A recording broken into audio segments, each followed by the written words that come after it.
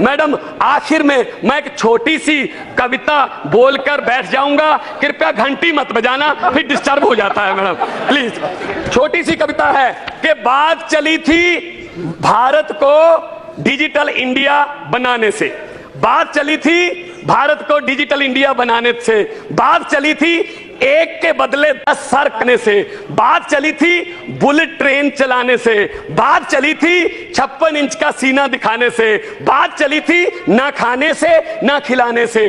कहां गई वो 100 दिन में काले धन की बात? पिछले 4 साल से देश की जनता सुन रही है सिर्फ रेडियो पर मन की बात। चौकीदार देख रहा है, चौकीदार देख रहा है और लोग बैंकों को चूना लगाकर भगौड़े हो रहे हैं और लाखों पढ़े लिखे नौजवानों के सपने आंखों के सामने पकौड़े हो रहे हैं।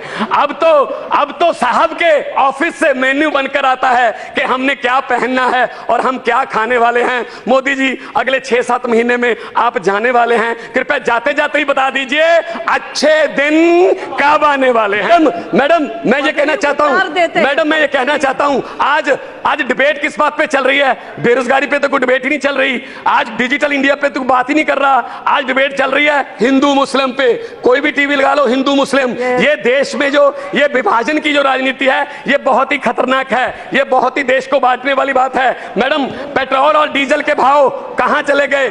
क्या बोल के आई थी सरकार? बहुत हुई महंगाई की मार, अब की बार बीजेपी सरकार। लेकिन महंगाई की बात पूछो, आप सब्जियां खरीदने जाओ तो क्या हाल है? डॉलर की कीमत ऑल टाइम लो है। मैं उनसे वो कहना चाहता हूं कि ये पहला वादा नहीं है जो मोदी जी मुकरे हैं, ये स्वामीनाथन का वादा करके भी मुकरे हैं, ये 2 करोड़ नौकरियां देने का वादा करके भी मुकरे हैं, ये मुकरने के माहिर हैं। इसलिए मैं आपसे संवेदना रखता हूं, आपके पक्ष में हूं। इसलिए मैं ये कहना चाहता हूं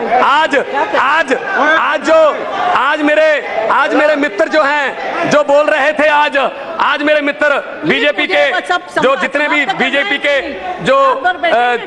बीजेपी के जितने भी मेरे मित्रों ने आज स्पीच दी, लगभग सभी में उन्होंने कहा हम सभी राज्यों को लोकतांत्रिक तरीके से सरकारें चलाने के लिए अधिकार देते हैं। क्या दिल्ली को आप देश का हिस्सा नहीं मानते? दिल्ली में आप क्या कर रहे हैं? दिल्ली में चुने हुए मुख्यमंत्री, दिल्ली का चुना हुआ मुख्यमंत्री 9 दिन तक एलजी के वेटिंग रूम में उसके घर में उसको मिलने के लिए वेट कर रहा है, 9 मिनट नहीं मिले उसको मिलने के लिए। क्या ये लोकतंत्र है? 4 राज्यों के मुख्यमंत्री आए, उनसे भी एलजी नहीं मिले।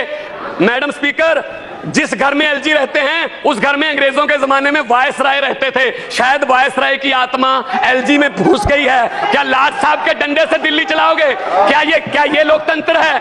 कि ये फेडरल स्ट्रक्चर के लिए बहुत बड़ा खतरा है। ये गोवा में भी ऐसे करते हैं, ये अरुणाचल प्रदेश में भी ऐसे करते हैं। मैडम मैं आगे कहना चाहता हूं, प्रधानमंत्री जी जब किसी स्टेट में जाते हैं तो उस स्टेट की जो ट्रेडिशनल उसकी ड्रेस होती है वो उनको पहनाई जाती है। दुख से कहना पड़ रहा है कि पिछले दिनों प्रधानमंत्री जी पंजाब के दौरे पर गए, उनको पगड़ी पहनाई गई। 90% कुर्बानियां पंजाब देश को याद कराने के लिए पंजाबियों की हैं। दुख से कहना पड़ रहा है 90% जो कुर्बानियां देने वाले पंजाबी जिन्होंने देश आजाद कराया, उस आजाद देश का प्रधानमंत्री 90 सेकंड तक भी वो पगड़ी को अपने सर पे नहीं रखता, 5 सेकंड में उन्होंने पगड़ी फेंक दी। इससे पता चलता है कि माइनॉरिटीज की कितनी कदर है प्रधानमंत्री के दिल में।